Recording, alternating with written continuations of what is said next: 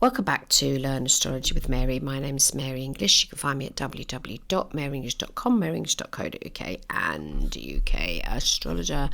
Hello. I hope you're well. Now, this week, I think you're going to enjoy this episode because we're going to be quoting from a lovely book by a lady called Judy Hall. I've mentioned her a few times on the podcast. And she wrote a fabulous book called Past Life Astrology, How Your Former Lives Influence Your Present. Sorry, your present, not your presence, your present. Past life influence your present. Past lives influence your present. And it's not a particularly long book. It's certainly not complex. The only book that Judy Hall wrote that was complex was one about, I think it was to do with Pluto, Hades moon, I think it was called. And I'm going to be quoting from the chapter about past lives and childhoods. But before I come on to there, she says at the beginning, Karmic astrology is the key that will unlock your past lives. While your birth chart will not provide the fine detail of your former lives, the arrangement of the planets at the moment of your birth maps out your karma, highlights your soul's challenges, and pinpoints the ingrained patterns that you've carried over from other lives. Your chart maps your potential and purpose and may also hint at where or how you have lived before. Now, I think I've shared it on the podcast, but I will send you the link, or you can email me and ask me for it. If I'll put the link on the show notes for a document written by her about past lives and various different planets and what they mean. And I've done a webinar on my YouTube channel YouTube/Mary English, and under the list of now what's it called? Hold on, there's a word for it. On the playlists tab, so if you click on playlists, you'll see another tab that says astrology webinars, and that one, the astrology webinars, there's one called How to Find Out Past Lives in an Astro Chart Using Synastry. Now, that's the sort of past life that you'll have with someone else. That's not what we're talking about today. We are talking about past lives, but what we're talking about is how to find out what might have happened to you in a previous life, and also how to bring that forward into this one and make a better life this time round. Now, Judy was a fab astrologer. I met her a couple of times. I also met a number of people that she knew. She didn't live too far away from me. She did live in Somerset, and she was a Sagittarius with a Leo ascendant. And I'm going to talk about her chart just for a little bit. What was it that got her into astrology? What's in her chart that would indicate that? She was a sun sign Sagittarius, and Sagittarians absolutely 100% love to learn. However, she had moon in Scorpio, which was happy in the 4th house because the moon's happy there, but being in Scorpio, she was quite emotionally strong and emotional. So normally speaking, just the sun sign Sagittarius is quite sort of quirky and freedom loving and want to get out and do stuff, But she had moon in Scorpio, and I do know that I can't remember if she dated him or married him, but she married a chap, and one of the books that she wrote, she writes some nice things in the front pages about him, but they fell out. They really fell out. It was like not a happy thing. And that's the only planet that she's got in Scorpio, which is the moon. And it squares her Pluto. So she talks in one of her books about how she became a mother herself, and the pregnancy and the birth, and the whole thing was pretty traumatic for her. And I expect that's probably the Pluto square to the moon didn't particularly help. And there's another square she's got: Pluto square moon, Pluto square, where's that other square going? Oh, square to the north node. So her ascendant was 2 degrees Leo, and her Pluto is 8 degrees. So her Pluto conjuncted her ascendant, and it was retrograde, and it was in the sign Leo. Now, I've got Pluto in Virgo in my first house. I know what people with Pluto in the first house are like. They can come across quite, I don't know what the word is now, sort of in your face when you first meet them. There's sort of the people that you can't ignore. And with that Leo ascendant, very friendly, very out there, but the Pluto there as well, so you just did not want to get, I wouldn't want to get on the wrong side of her, trust me, and that'd be the Pluto retrograde in the first. She also had Pluto in the first. She also had Jupiter in the first house. And the reason I'm putting this out is I'm just going to quote a bit from her book about that. And this is the chapter called Past Lives and Childhood, and it's chapter 10.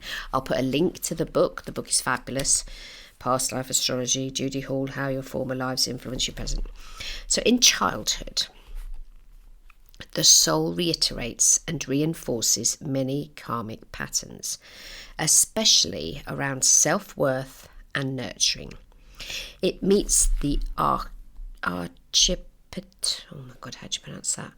Pronounced that wrong, didn't I? Archetypal parents it has grown to expect, and may have the opportunity of moving out of deeply ingrained parental interaction. Karmic lessons in childhood. The first house shows how the expectations with which the incarnating soul faces life in a physical body and the environment in which it finds itself. See pages 103, 104. It may also indicate a soul who has chosen to have a particularly difficult childhood, or who has taken on some kind of burden or responsibility in childhood.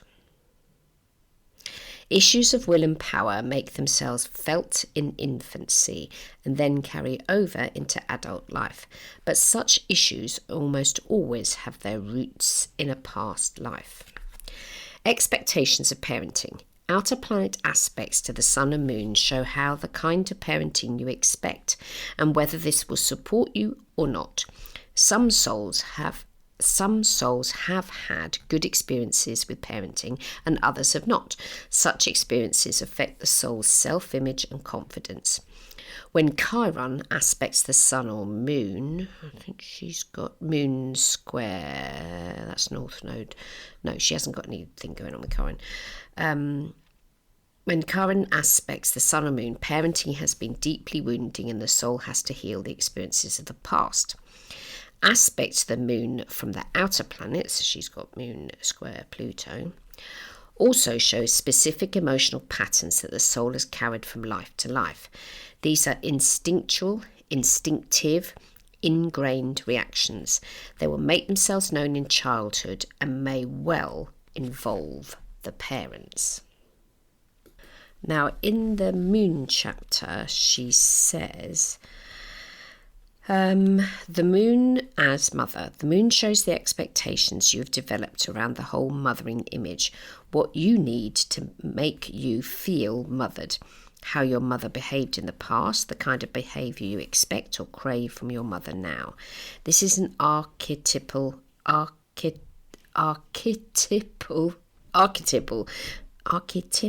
pattern reflected through the Moon. Your mother in the present life may not actually be anything like this on the surface, and yet a mother plays out the archetypal roles throughout the present life.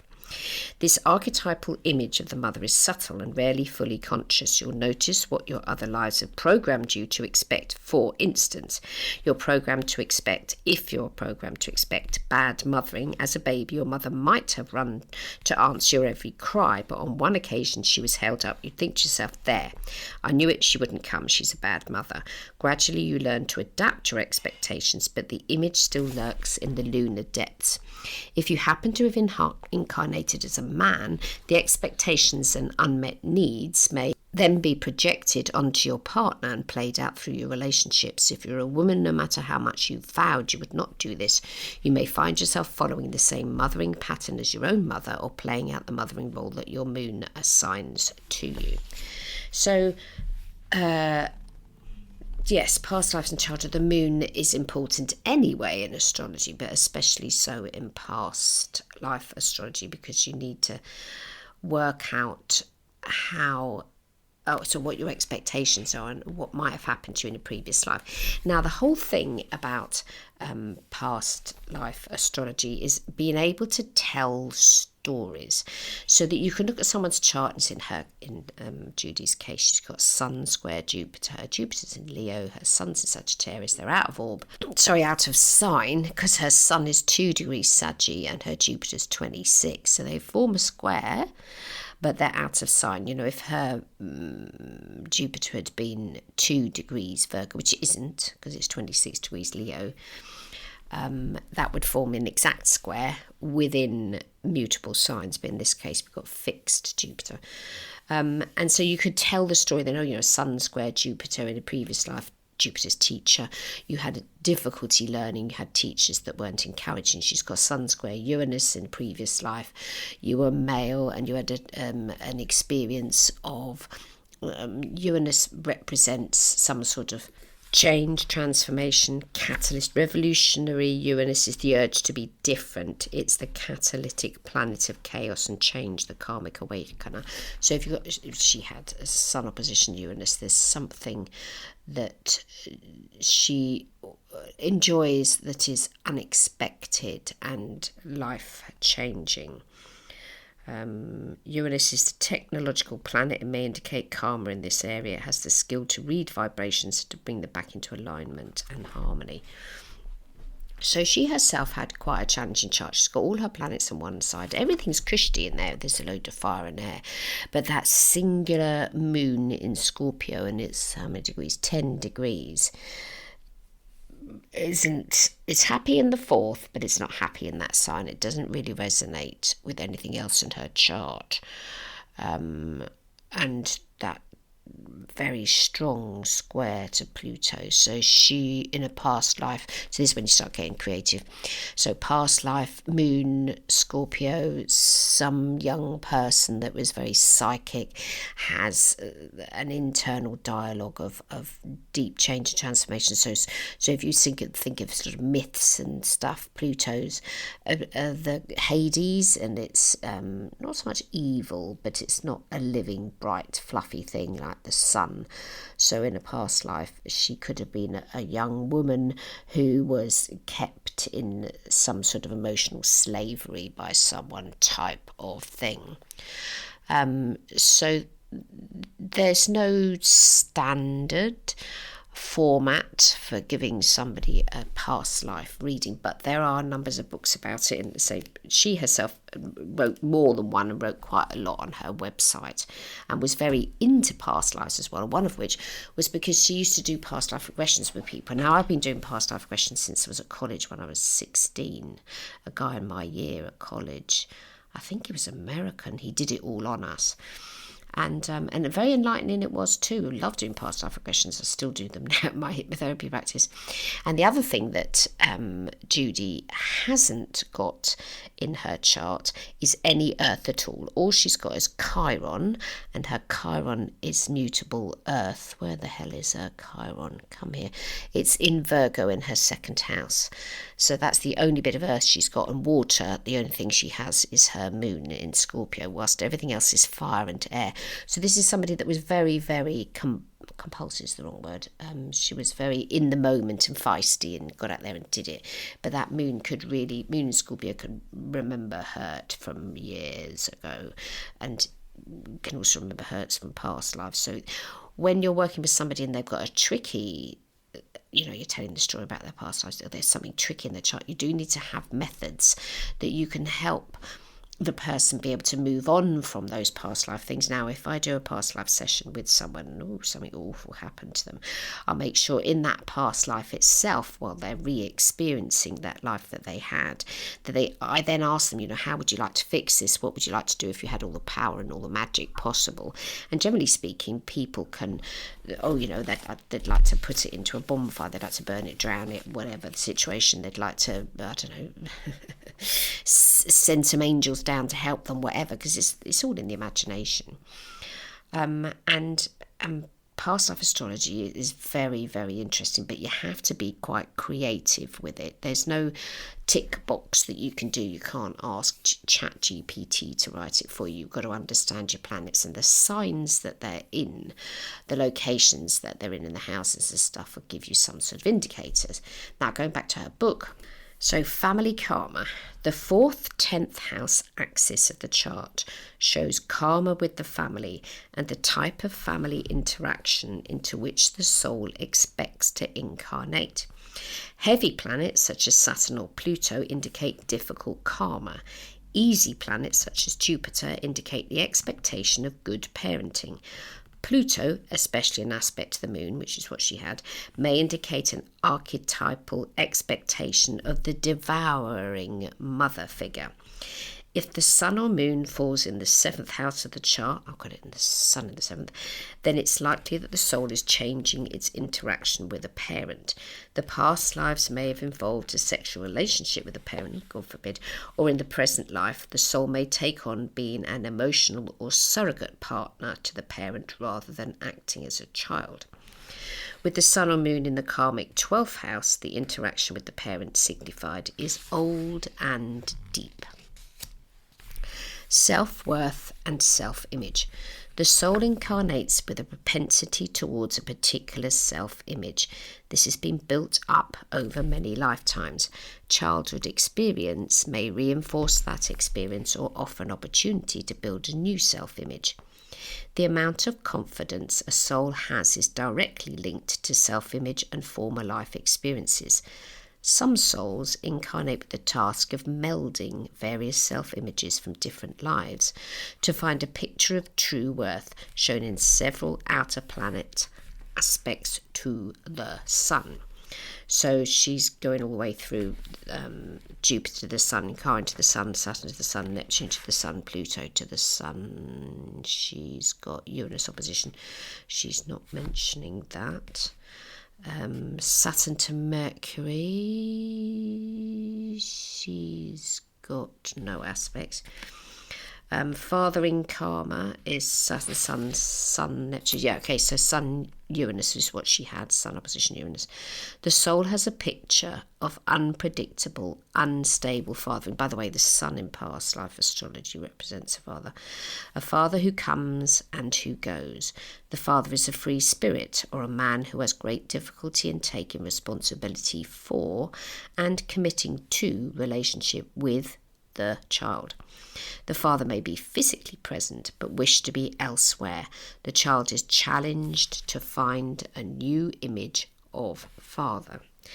And a mother in karma, she's got Jupiter to the moon, Chiron to the moon, Saturn to the moon. What have we got here? Moon to Pluto.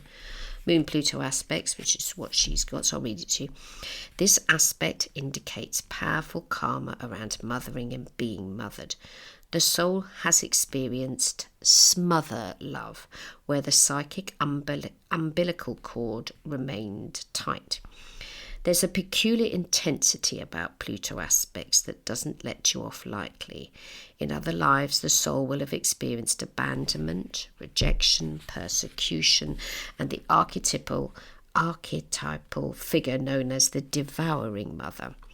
The expectation now is that being mothered is likely to involve symbiosis, power struggles, and a desire on the mother's part to live out her unlived life through her child.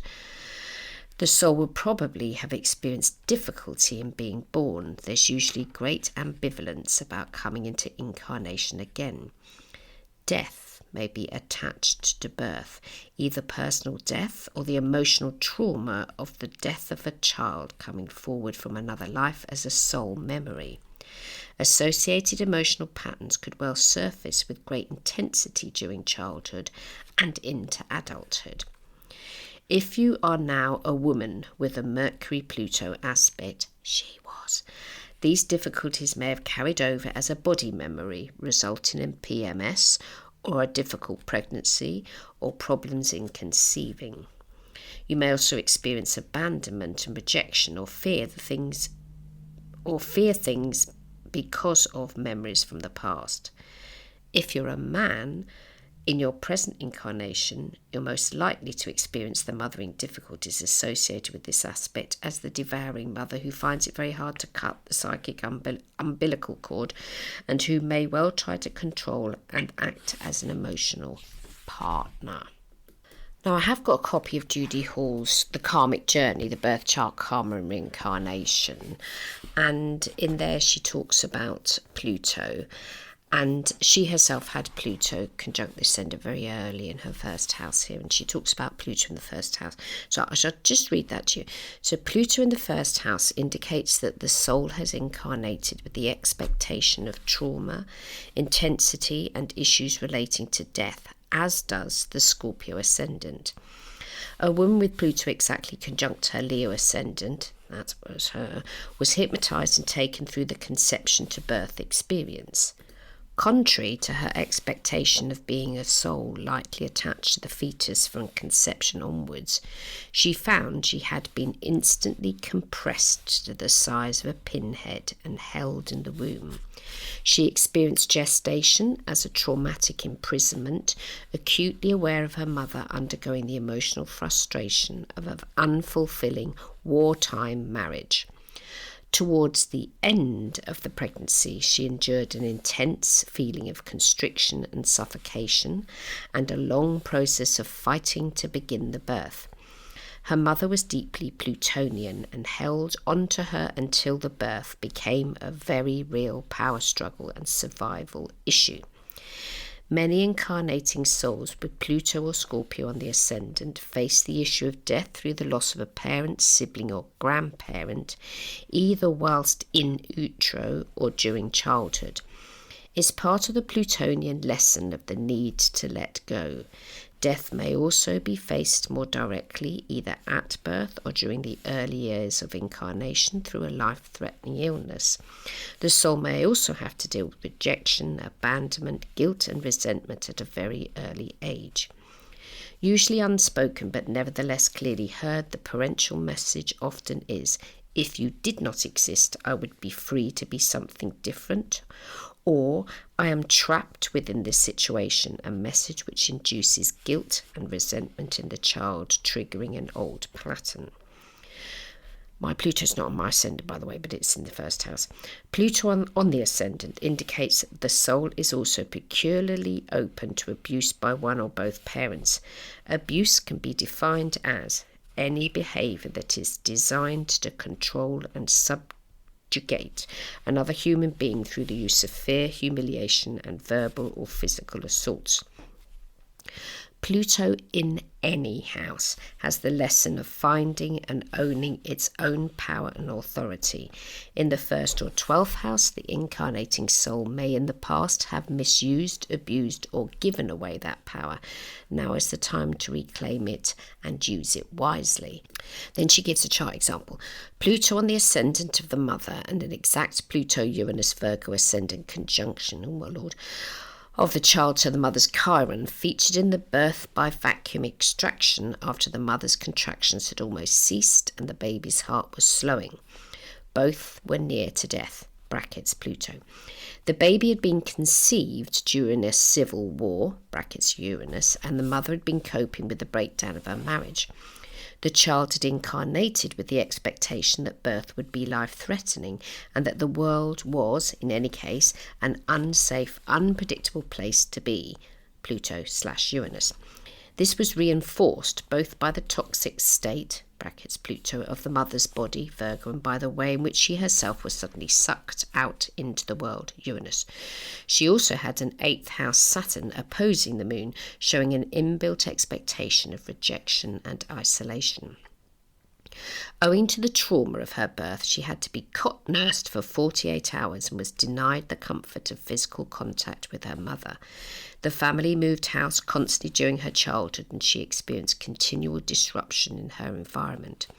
Her father died early and she was briefly abused by her stepfather. However, she overcame her difficulties around power and abuse, learning to own her power while still young. She was then able to move on to dealing with her other karmic lessons and to face the prospect of change and growth with equanimity. Now, I don't know who this person was that she's quoting there with the Uranus Pluto conjunction on the ascendant, but there is somebody who you might have heard of that has that signature, and he's called Nigel Farage. And if you live in the UK, you definitely would have heard of him. I'm not going to share his chart. A, I hate the man, and B, I wouldn't give him time of day. But his Uranus is 6 degrees and his Pluto is 12 degrees and his ascendant is 12 degrees Virgo. He's a Sun Aries in the 8th and Moon in Sagittarius in the 4th. And he's a walking contradiction, and but it does say about his early life. He was born the son of Barbara and Guy, and his father was a stockbroker. A 2012 BBC Radio 4 profile described Guy Farage as an alcoholic who left the family home when Nigel was 5 years old. His father gave up alcohol 2 years later in 1971 and entered the antiques trade, having lost his stock exchange position. So Daddy was an alcoholic. Yeah, but anyway, I won't go into his chart. I wouldn't even want to think about what his flipping past lives were. But yeah, the lady that Judy's talking about, I don't think she mentioned what sun sign they were. But anyway, it's quite a lot calmer to have outer planets conjunct the ascendant. Neptune's not quite as traumatic. But both books are really useful if you want to learn about, so the past life astrology one's just about past lives, but the Karmic journey, which is what it's called, is definitely about the karma that we have. And I think there should be more information in there how to release oneself from the karma that one has, because it's all very well saying to somebody, oh, you know, you were a priest in a previous life that was hung.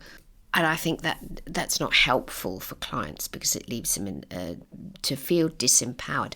And I offer a lot of solutions for clients that have challenging aspects in their chart. And if we've talked about past lives, or they have had a past life session, they found out something horrific or horrible or disagreeable or challenging, then we'll either fix it in that past life session, or there's other things that can be done, like writing the person concerned that might have abused them a letter, which obviously is never going to be posted to the person, but putting down onto the piece of paper with a pen onto paper, not onto a phone.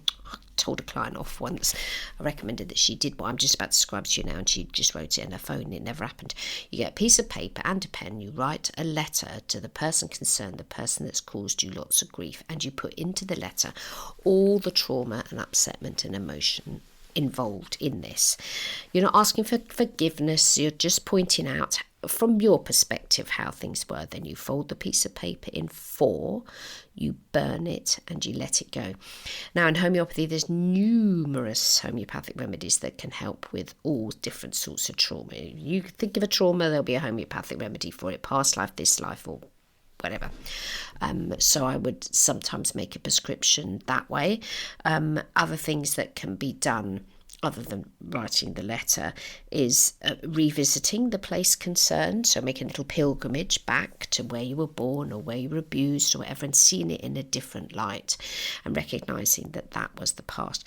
My only, inverted commas, worry about focusing too much on past lives and karma with clients, it's very much a mutable thing.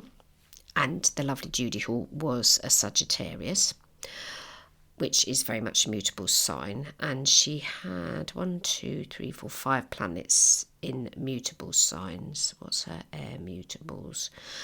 Gemini. She's got 3 planets in Gemini. Is that focusing too much on the past means you're not actually living in the present. The other one is too many cardinal planets. You'd be forever living in tomorrow, it'll all be better tomorrow, when tomorrow might never happen. Tomorrow doesn't ever happen.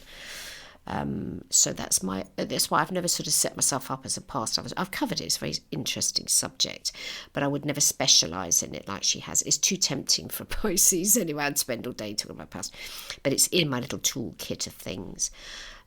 So some people love to hear about past lives and some people don't. The majority of my clients do, and I especially always cover it when we're doing synastry, because knowing if you've interacted with somebody in a previous life, I feel is important and helpful so that you can learn not to do that same thing this time. So it's only a quick episode today because I'm getting ready to see, or not to see, but to adopt the doggy. Doggy comes to us on Tuesday, so please be thinking about us on Tuesday and that all goes well. I sincerely hope she's not traumatised coming to our home. It's a bit quiet at our house, even though I'm not quiet. So today we've been talking about 2 books, because I had to grab the other one just to check. The Karmic Journey, The Birth Chart, Karma and Reincarnation by Judy Hall, and the other one, Past Life Astrology, How Your Former Lives Influence Your Present by Judy Hall. I'll put the links in the show note. I do recommend you get them. I mean, we were talking in a previous podcast with Katrina where she recommended the Lunar Gospel, and 2 books that she referred to, The Lunar Gospel and Astrology for the Soul. They got a lot about the nodes and past lives and karma and stuff. But as I say, I'm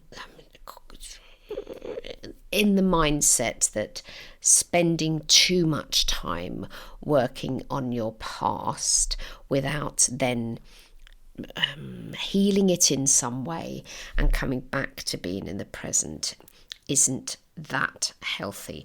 I tend to want to offer what is healthy for clients, but it's fascinating, don't get me wrong. Past life astrology, karmic astrology, looking back at what might have happened to you, what could have gone on, how are you going to deal with it this time? It can definitely explain things. I've done past life sessions with people, why have I got this awful backache? Oh, in a previous life you were stabbed by somebody in your back, so that's why my back hurts, that type of thing.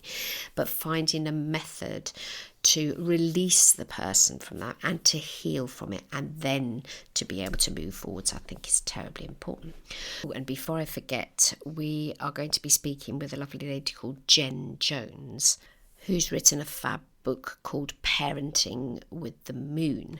So that's going to be next week's episode, so make sure you tune in for that. So I hope you have a fab week. I will stop talking about the doggy at some point and I'll be back next week. Bye-bye now.